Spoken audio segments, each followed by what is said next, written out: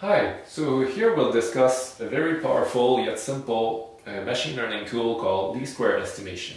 Least square estimation is in fact some very basic linear regression scheme that we can use to estimate parameters from data. In the recent years, we've seen a lot of people using, for instance, neural net and deep learning and very advanced function estimation scheme. What the big advantage of those techniques is that if you give them a lot of data, they are able to find parameters to fit very complex, nonlinear, high-dimensional function. So very powerful, but sometimes we can use much simpler, very basic scheme, and we forget to use the basic stuff. And a very useful, and I would say the most important machine learning technique is least square estimation. It's basically the math behind just fitting a line onto a set of data points. But we can apply this to many situations where it can work for us. So when can we use this? Basically, we can use this technique when we have a relationship of the type some data we know is equal the summation of pair of data we know times an unknown parameter. So if we have an equation where we have unknown parameter multiplying something we know and the whole equation is equal to something we know, then you can use this. And it's very advantageous, this one, because there's a closed form solution, so it's very easy to compute the solution. So if I translate this into a math equation here, let's call this side, it will be the variable y. The a1, a2, a3 and up to n, the n term in the equation would be the other data point, and the unknown parameter, there would be n unknown parameter, would be the x in the equation. So if you have a system of equation where you have measurement of those variables, so this need to be known data, and you are looking to estimate the parameter x's, you can use least square estimation. At the first look, it seems where this can only be applied to very simple linear equation. However, we can still use this in some scenario where there's nonlinear term in the equation. Let's look at this in more detail. So I'm from the field of robotics. So in robotics, we have always many nonlinear terms in our equation. For instance, if you look at the kinematic of a robotic arm, it looks like this type of equation. Distance is equal to the length of a rigid link times some sine and cosine equation. So you end up with the equation that look like this. So it's highly nonlinear. Let's say we want to we have a system where we can measure, let's say y, we can measure this guy, And we also know the encoder data, so we know the angle. but we are looking for the length. It would be a situation where we want to calibrate a robot model, for instance. So what is L1, L2, L3? Turns out that even if this looks highly nonlinear, we can still fit this structure, because if we put things we know in the bracket like this,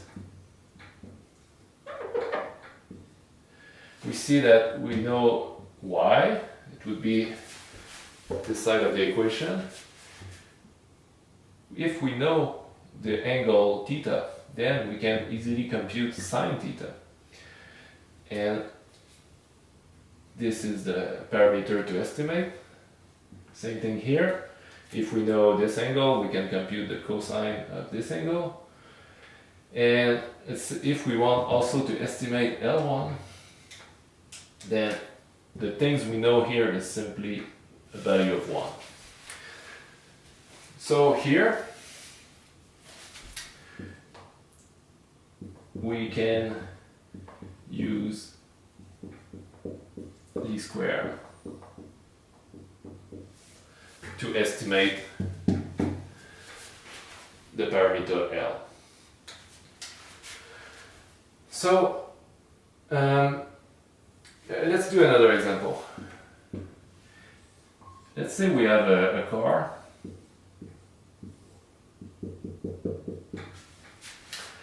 and we want to we have some velocity measurement, and we know the acceleration of the vehicle during the all time, and we want to estimate the drag coefficient of the car. The driving equation would be the force equal 1/2 density of air, surface area, drag coefficient, velocity squared.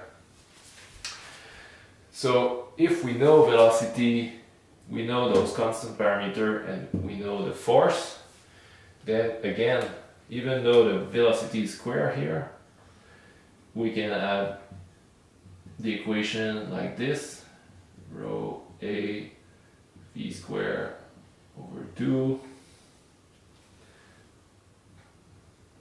And it turns out that we have things we are looking for times something we know, and we have the data, equals something we have also the data. So we can also use least square to estimate drag coefficient if we know force and velocity here. So, okay, so we look at when can we use this, and we need this structure. So if we have this structure now, what can we do to actually solve it? So let's first rewrite this equation into a vector form.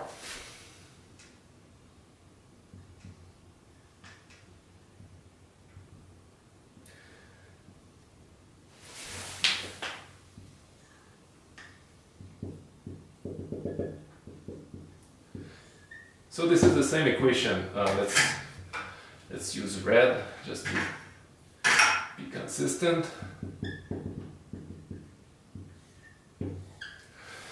So this is the same equation, just in vector form. A row vector multiplying a column vector. So let's say we want to calibrate the robot. This equation is only one data point. If we really want to calibrate the robot, we'll take multiple measurements, like this, like this, like this, like this. So for each new measurement, we have a new set of data. So we'll have on this side of the equation multiple data point, and also in terms of the data, the a variable here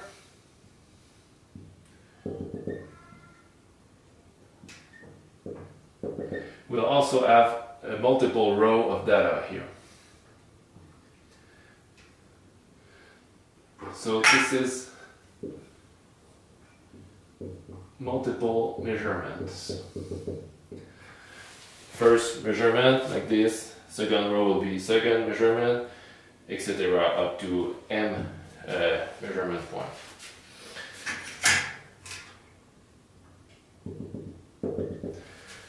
So what we end up with is a system of equation. If we have m measurement and n parameter,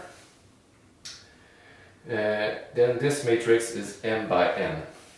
And usually in this context, there's more point than parameter, more measurement than parameter.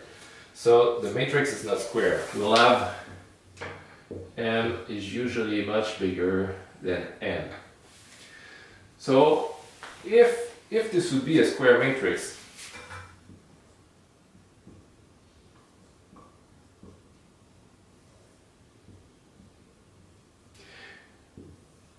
so this is just a simple basic matrix equation. Column vector x times A equal y.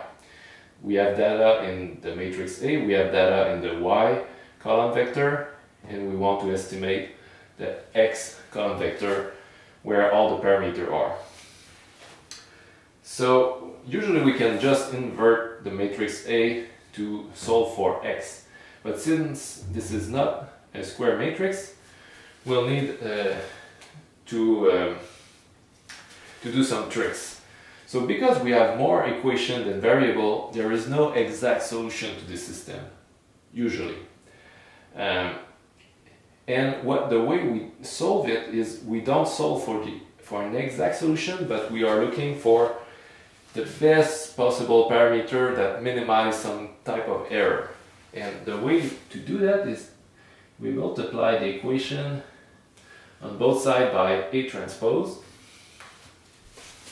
and we solve this system of equation. We solve for x here, which is equal to A transpose A inverse. This is this term sent on the other side, equal A transpose y. And we'll call this x with at to illustrate that this is an estimation. So this is one very important result. We have a closed form solution. If we have all our data, we just assemble the data into an A matrix, a y column vector, and just apply this matrix operation to get the estimated parameter. And here we get the parameter that minimize the square of the error.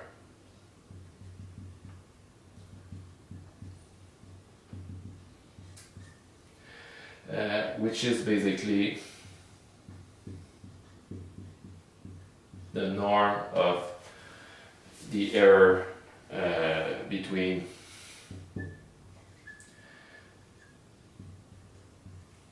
the estimated y if you use the approximated parameter and the real data point square. So you can use this operation offline if you have all your data point at the same time and you compute once this equation to get the best parameter. But there's also other approach where you can use a recursive form of this equation to constantly update your parameter based on new data, hence learning parameter in continuously using a recursive version of least square estimation. So this is just the base, but there's many tools out there that are based on least square estimation. So it's very important, I think, to know the basic result of least square estimation.